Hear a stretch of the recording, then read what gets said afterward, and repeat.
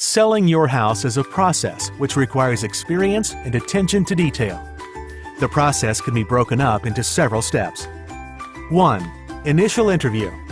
Once you have accepted an offer from a prospective buyer for your property, you will hire an experienced real estate attorney.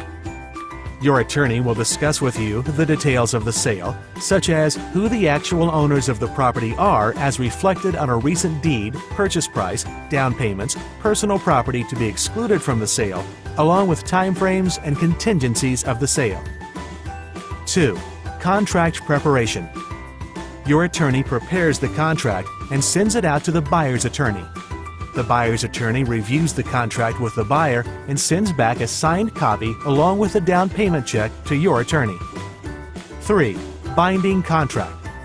Once your attorney receives the buyer's signed contract together with a down payment check, you will then be asked to countersign the contract. Once the contract is fully executed and the down payment check is deposited into your attorney's escrow account, you will then be in a binding contract to sell your home. 4. Title search. The buyer's attorney will proceed to order a title report to make sure your property is free and clear of any judgments, liens, or violations. Once your attorney receives a copy of the title report from the buyer's attorney, he or she will review it with you. In most scenarios, all outstanding liens, judgments, and violations will need to be satisfied before or during closing. 5. Property appraisal. If the buyer is obtaining a mortgage, your property will be appraised by a property appraiser, and a mortgage commitment will be received by the buyer. 6. Scheduling closing. In order to schedule a closing date, the buyer's mortgage broker will need to receive a clear to close from the lender.